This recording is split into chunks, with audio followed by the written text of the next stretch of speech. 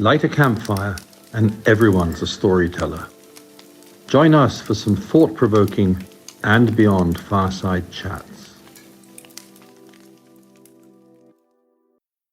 Today, andBeyond specialist guide Damen Pheiffer is joining us on the podcast. Damen has been a passionate field guide and a mentor within the Phinda team for some time now. Damen, welcome and thank you so much for joining us. Thank you very much for having me, Josh. Looking forward to it. Damen, could you start off by telling us a little bit about yourself? I was born in Johannesburg. My passion for nature and wildlife, I guess, comes initially from my family, from my parents and grandparents. My poor mum and dad had to kind of take me off to the zoo every weekend whenever there was a chance for it. All I really cared about was animals. My poor mother, she had to sing me lullabies at night to help put me to sleep. But if there wasn't an animal involved in the lullaby, I didn't want to hear it. Didn't really take much interest in cartoons as a child. Were my staple. That was all I wanted to watch and all I wanted to learn about was wildlife, mainly African wildlife, of course. And then from there, our family, we'd go on our annual trip to the Kruger, and we've got other game reserves as well. Funny enough, when I was 9 or 10 years old, we'd been camping at a beach not too far from andBeyond Phinda, a little spot called Mapelan on the North KZN coast, close to the town of St. Lucia, and we were due to be driving back to Johannesburg, and my dad had heard about this place called Phinda Private Game Reserve, and he said to us, shall we go and see what it's like? There's apparently a room available for the night. So the four of us went and we stayed there for a night and at Phinda Mountain Lodge. I'd never met a ranger and tracker before. My entire experience with the bush had been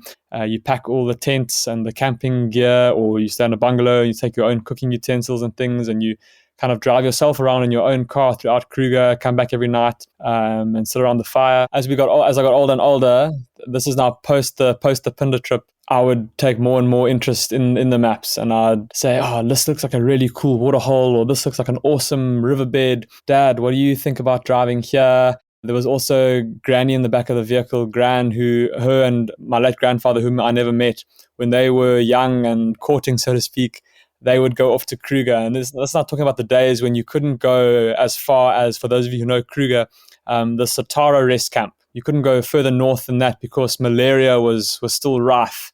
And even going to Satara, you could only go in wintertime, because summertime, again, malaria was too big of a risk. So you couldn't go any further north than that.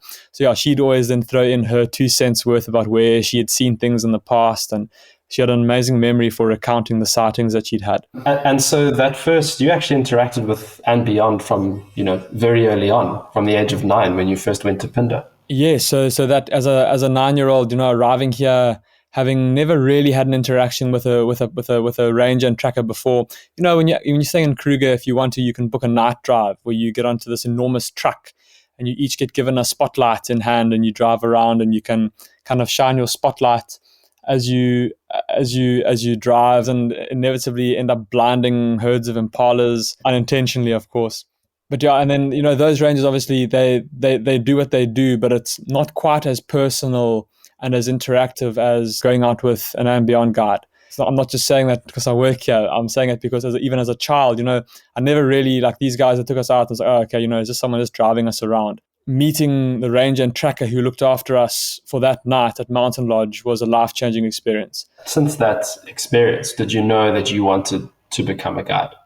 Absolutely. Yeah, I was going to say, I didn't really care much for superheroes as a child. Like I said, I didn't really care much for cartoons and things. That ranger and that tracker, those guys became superheroes in my eyes from just that one night that I spent with them. And yeah, it's rather profound in that I said to my parents, I said, Mom and Dad, I want to come back one day and do what these guys do at the spot at Mountain Lodge. That was the kind of impact that one night had on me. That's incredible. And here you are as a specialist guide based at Phinda Mountain Lodge. Josh, I have to pinch myself every now and then. It's like I said, very, very profound. If you could go back in time, would you ruin the surprise or not? No, I'd keep it a surprise, definitely. And so had you guided anywhere else, or was your first interaction as a guide yourself, was that on the Quasi Ranger training course? Yes. Yeah, that was my first kind of guide training that I received. So now how long have you been guiding at Phinda Mountain Lodge? July this year, I'll have been here for 4 years. So yeah, little shy of 4 years. Or at least that's when I started in Kwazi, was July of 2018. What is it that you love about living in this area and living on the reserve at Phinda? Phinda's a really special reserve. There's all of the big five and all of the animals that most people from around the world want to come and see. There's giraffes, there's black and white rhino, there's cheetah.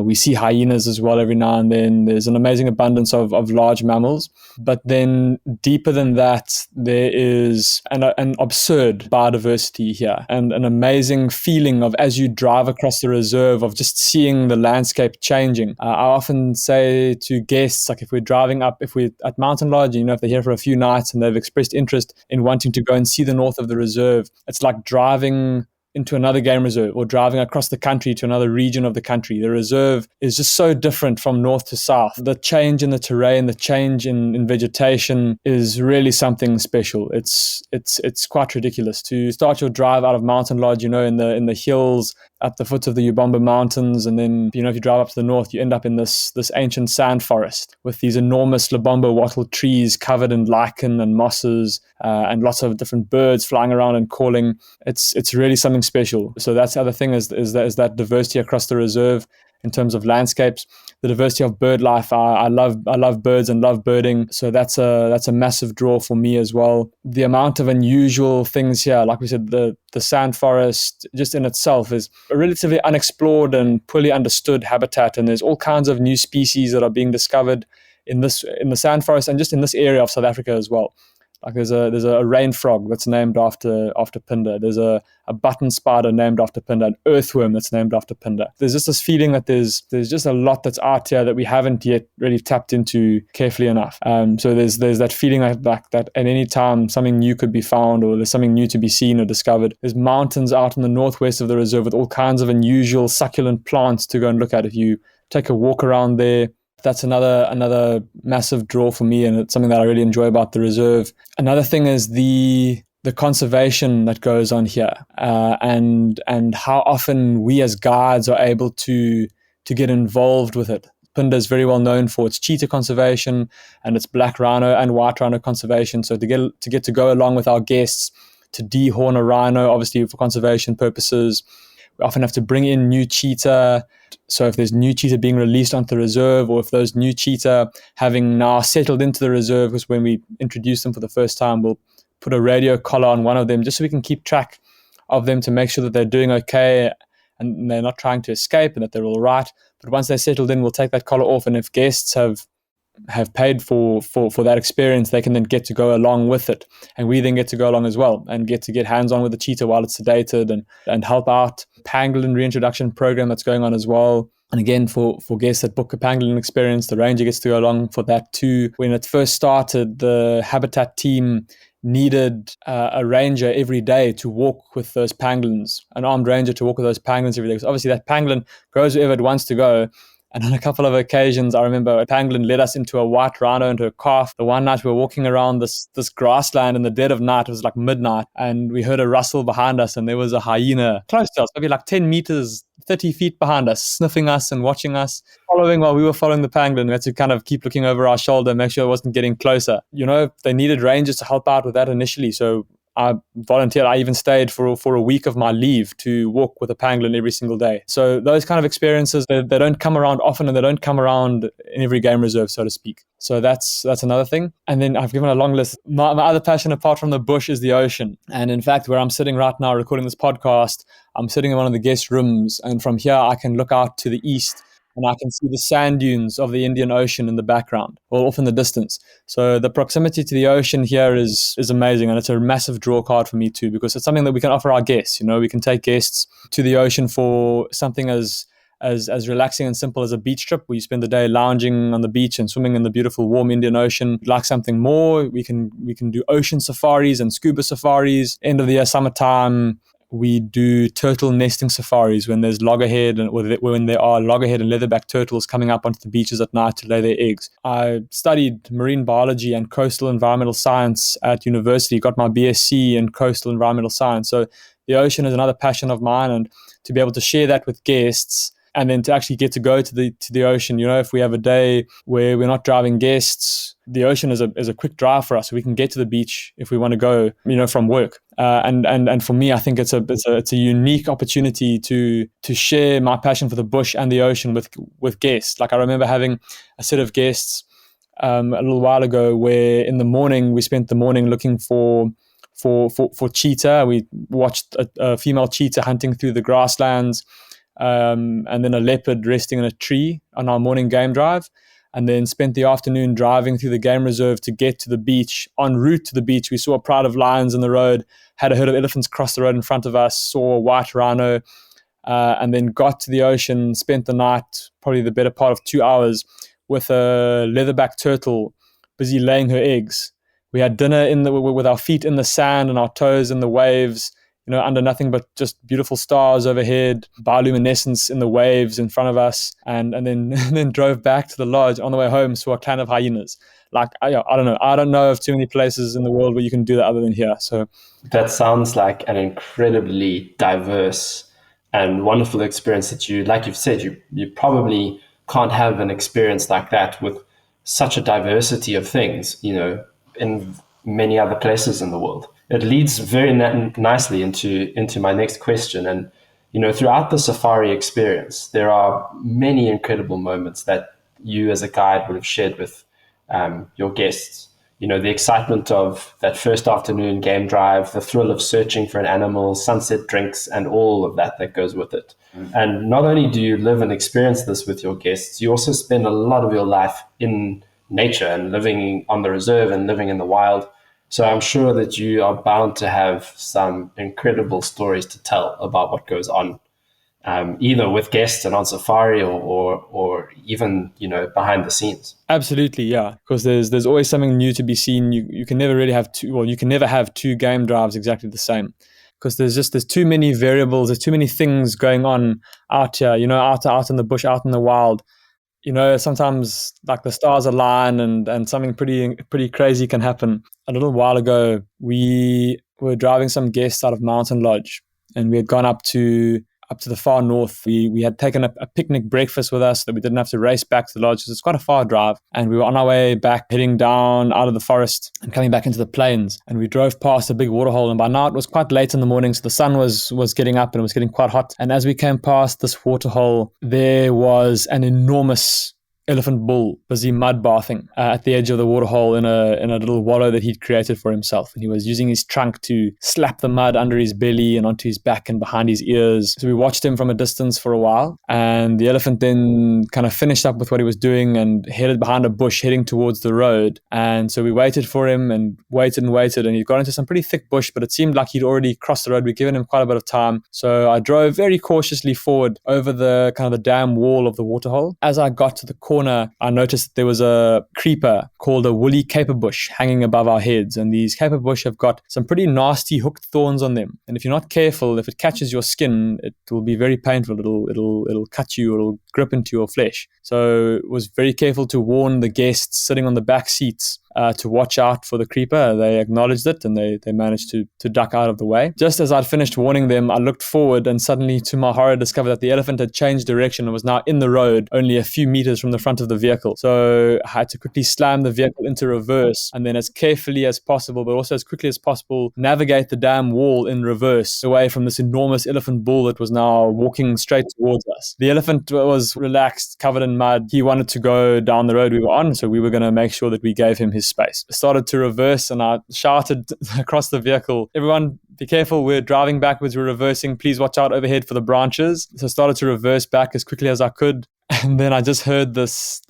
shout followed by a roar of laughter from the rest of the vehicle. But I couldn't look around to see what was going on, so I'm focusing now and watching to make sure that my wheels don't go off of the damn wall and we don't go into the water or onto the other side of the damn wall. And it was only once I was off the wall that I was able to look up, and there in front of me, hanging from the thorns of that woolly caper bush, was the very fancy, what do you call those trucker caps, a snapback trucker cap. that one of my guests sitting in the back row had been wearing, and it had caught on the thorns of that same creeper and was now hanging directly in the path of the approaching elephant bull. So then once I saw it, I started to laugh as well, because I could see where the elephant was walking that he was going to walk straight into the cap. So we had to keep reversing to put a bit more distance between ourselves and the elephant. And sure enough, the elephant walked straight into the cap. I was hoping that he would maybe notice it and try and smell it, but he didn't notice it, and he walked straight into it. His ear, as it flapped, kind of whacked the cap off of the thorn that it was stuck on, then landed on the ground, unfortunately right in front of the elephant where he was about to put his front foot. And so the elephant then proceeded to stand on this cap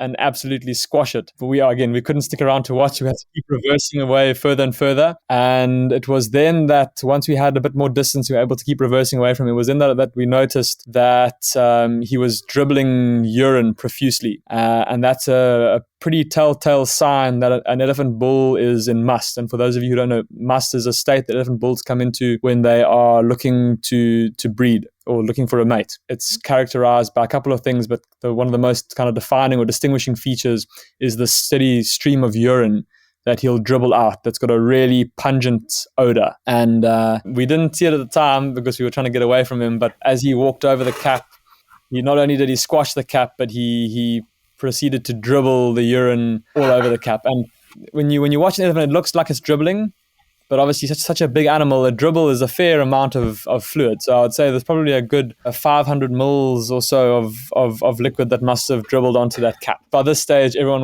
was really laughing and giggling, and of course giving the poor gentleman sitting in the back of the vehicle a bit of a hard time. We were able to keep reversing away, and obviously once we realized he was in must, we gave him extra space, and we were able to get off of the road he was onto another side road, and then we watched him from a distance as he passed.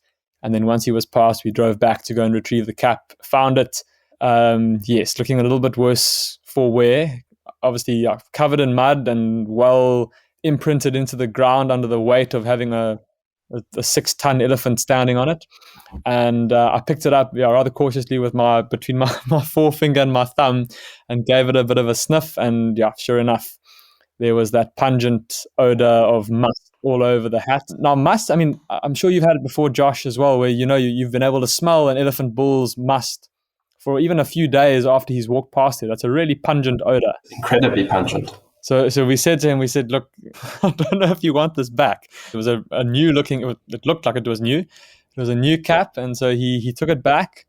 And amazingly, that afternoon, he proudly brought it back out onto T deck when we met before our afternoon game drive, and he showed it to me, and there's a couple of creases here and there and a bit of a mud stain on the whiter parts of the hat, but amazingly he'd managed to get the scent out, so well done to him. Yeah, that's an unreal story, and I'm right there in the moment with you, trying to reverse at speed while also having a ton of stimulus from all over the place while just trying to watch the road behind you.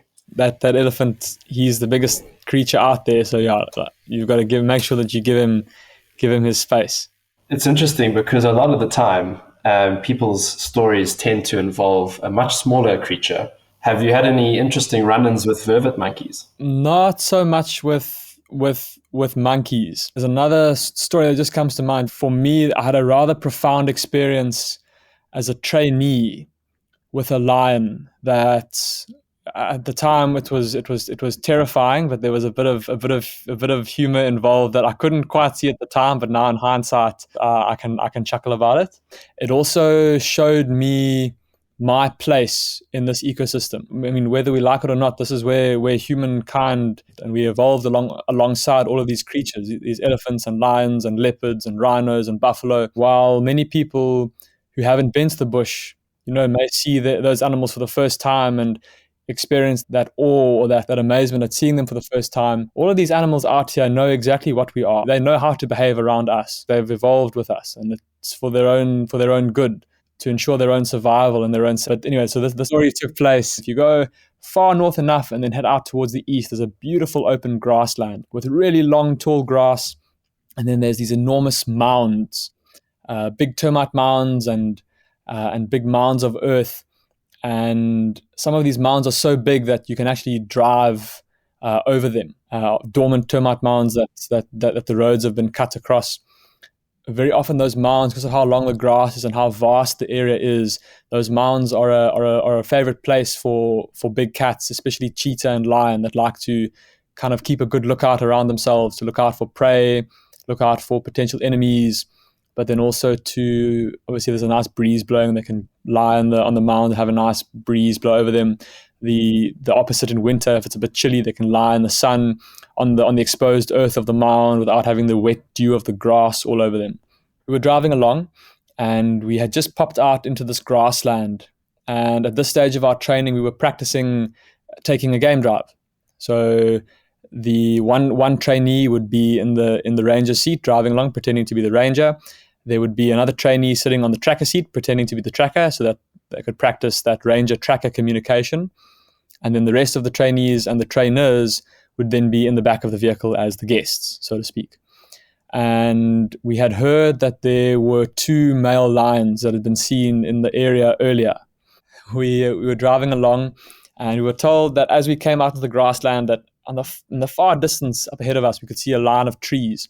And we were told that that's where the male lions had last been seen. So that's where we were heading. Anyway, so we came onto this road, overcast, so very, very pleasant temperature, but there was a howling wind blowing into our face. And we got to one of these mounds. I was sitting up on the tracker seat pretending to be the tracker. The trainee who was driving called to me to ask me something. And so he then continued driving. And as I turned around to look back at him to hear what he was saying, we crested the mound. And as we did that, I felt, it's hard to describe a lion's growl at close range, because you feel it in your body as much as you hear it. So there was this there was the sound in my ears, but even more so was this vibration in my chest.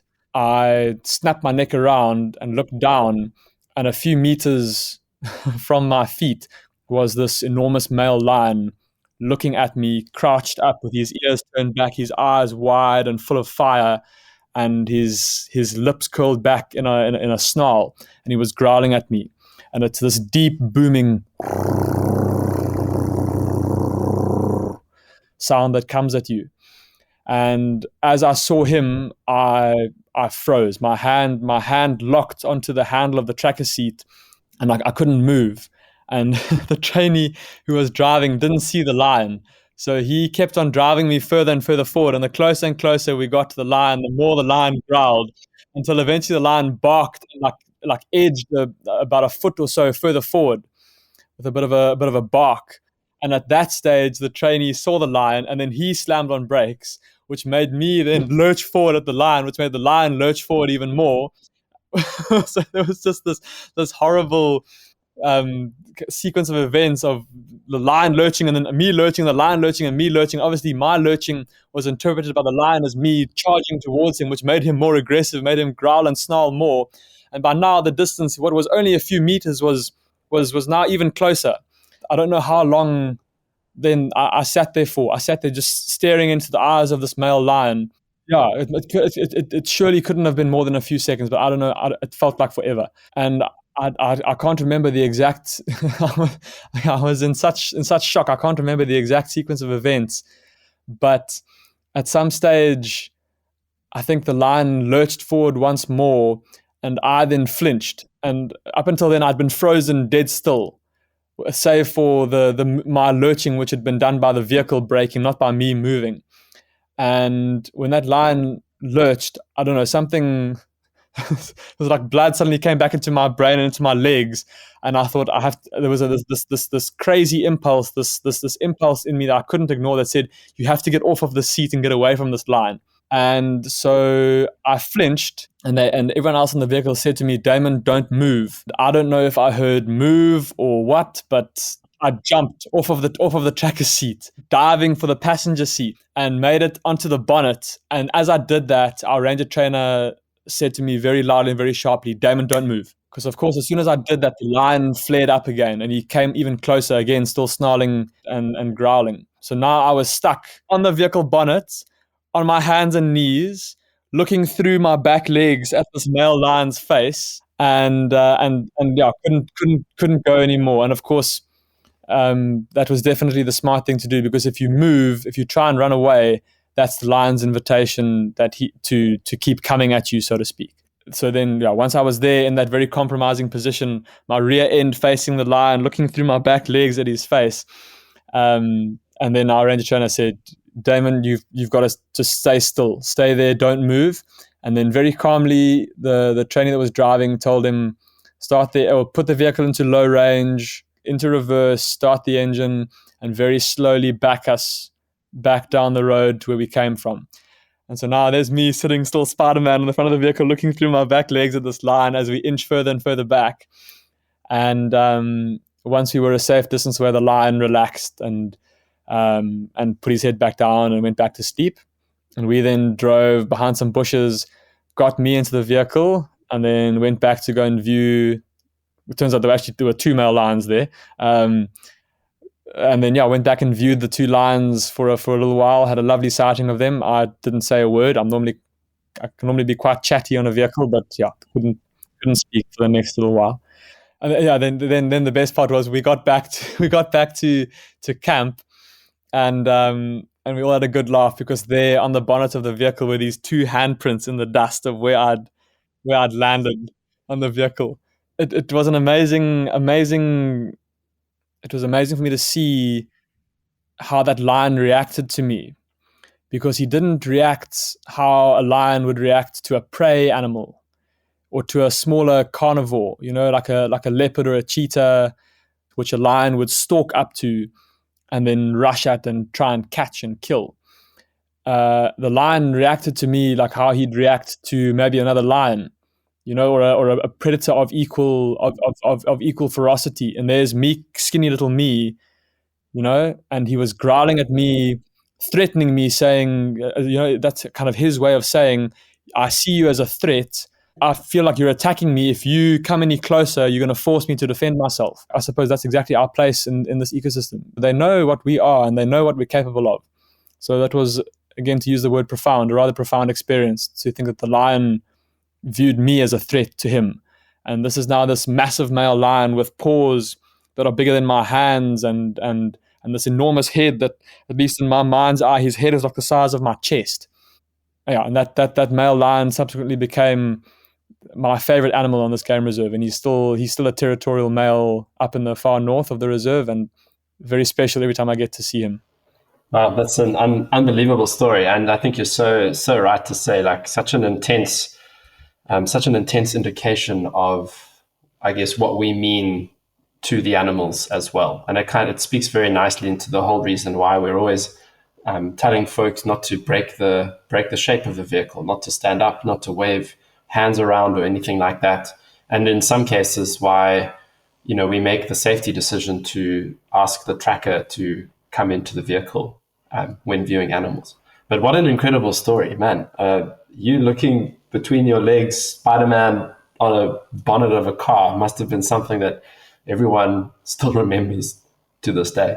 Yeah, it's funny, because the other day we were out on drive and I was with the same ranger trainer. We were on an assessment drive, one of the trainees, and we drove over that same termite mound. And as we drove over the mound, I knew where we were. Like, I knew it was the mound. I never drive over that mound without thinking about that moment. It was the first time that he and I had been back there together. And as we drove over there, he gave me like a little punch in the shoulder, just as a little reminder. So, Damon, you've already told us two incredible stories from life in the wild.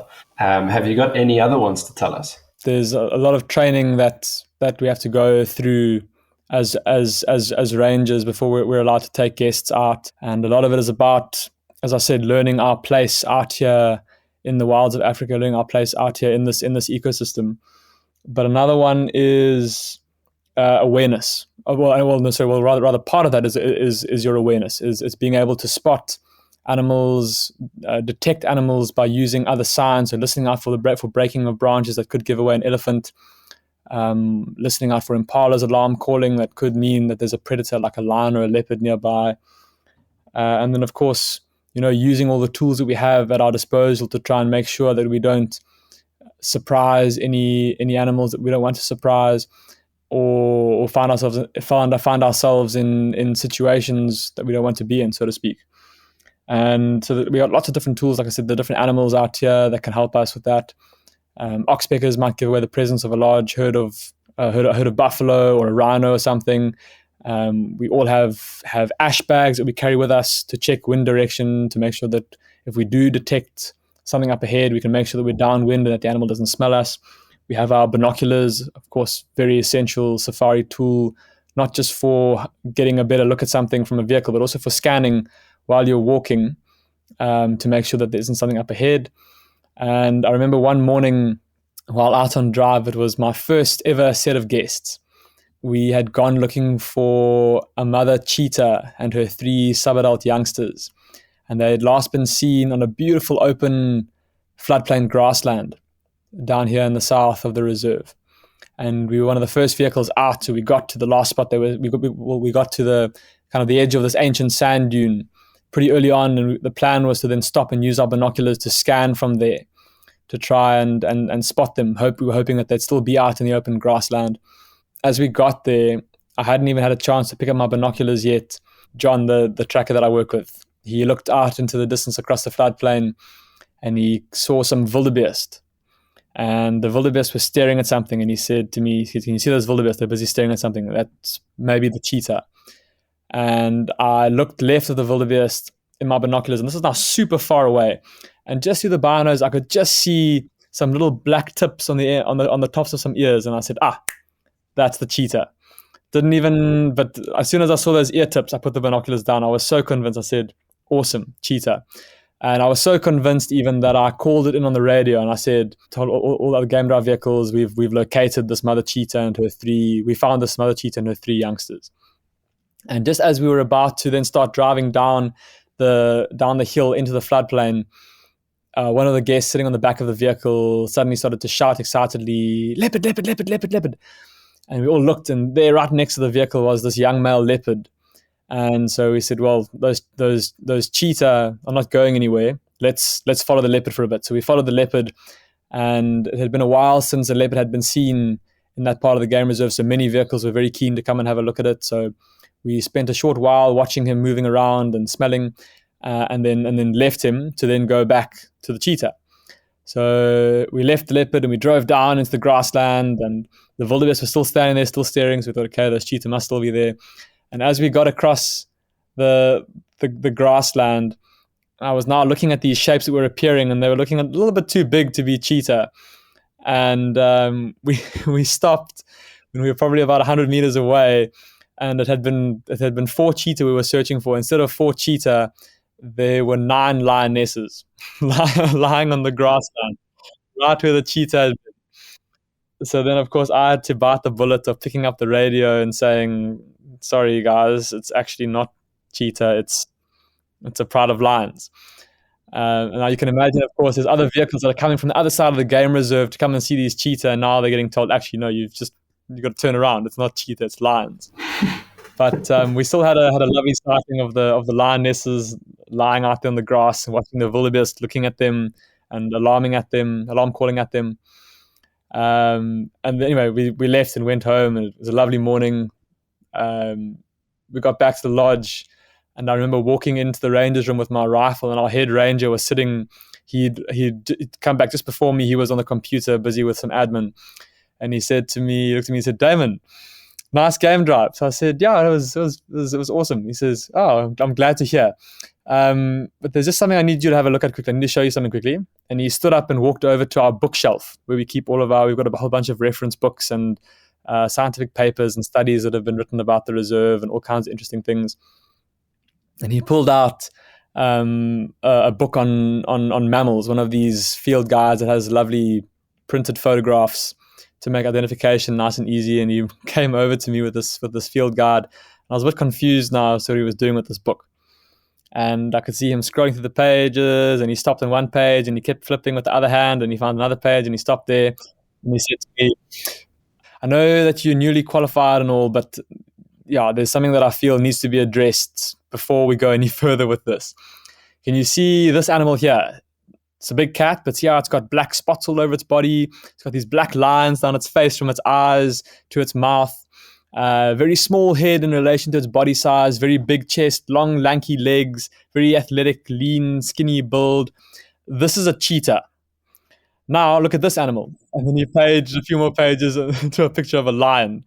See this animal. It's a much bigger, big cat, much more stocky, much more burly. Doesn't have spots, at least not those very prominent black spots. Got a much bigger head, much stockier body. Doesn't have those black tear marks. This is a lion. Please learn the difference. Oh, that's classic. But you know what? At least at the end of the day, at least you and your guests had an insane safari. Yeah, no, it was a really amazing morning, and it was one of those mornings where I remember, like I've told you the story, the backstory about how it was game drives here at Mountain Lodge with a Ranger and Tracker that made me want to come and do this one day. And that morning was one of those mornings where I just thought, if I could only just tell 9-year-old me what it was going to be like in a couple of years' time. It was one of those mornings where I knew I was in the right place.